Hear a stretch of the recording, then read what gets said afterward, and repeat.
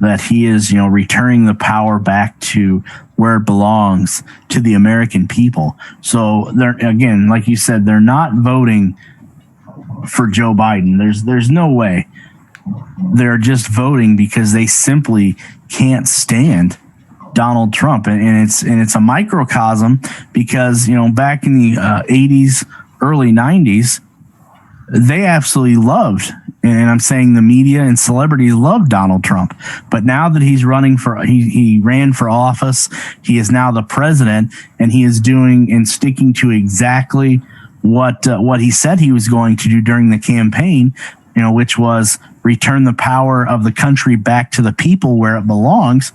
Now they absolutely can't stand him, and their disdain for him is so high. And I know I've spoke about this many, many times, that I have never witnessed a crazed media and people on the left, and now obviously people on the right, like John Kasich, like Mittens Romney, that despise a man so much that they do for President Trump. And and even to back this up even further, look at all of the never Trumpers. Look at all of the super PACs that are being formed. Like I don't know if this is a super PAC as much, but the Lincoln Project now that is making waves because the disdain and just flat out hate for one man, because he is doing exactly what these other presidents could have done, is return the power back to where it belongs, to the people. But instead they were played like puppets, and President Trump has been calling out previous administrations for doing exactly that. Yeah, I don't disagree with you on the hate issue, but I would like to spin it just a slightly different direction. And I would say that look at it in terms of psychology. It's classic out there. If you tell a lie long enough, to enough people, you're going to end up starting to believe it to where it becomes part of your lexicon. About you internalize it. So that animosity or that opposition to Trump is more of a psychological reaction to having held that narrative and telling those lies consistently.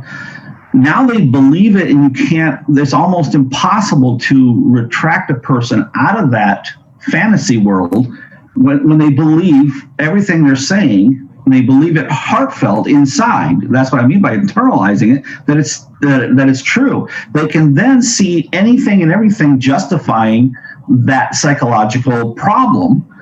So it becomes a mental illness, i.e. Trump derangement syndrome. And just to add to that, Red Pill Ken in chat makes a great point.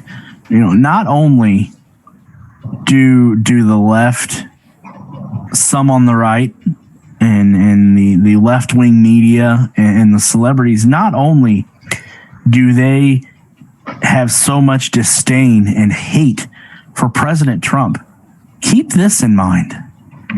That same stain and hate that they show towards President Trump on a daily basis, they feel that about the American people too. And it's funny that the American people, and not everyone, but the American people that are still have buried their heads in the sand, don't see that politicians on the left, and it's not all the left, but politicians on the left, a handful on the right, the left-wing media, celebrities, they don't care about you. They may go along and play two-face and be nice to you in your face, but these people don't like you. There are 63 million people in the United States that the left wing and a handful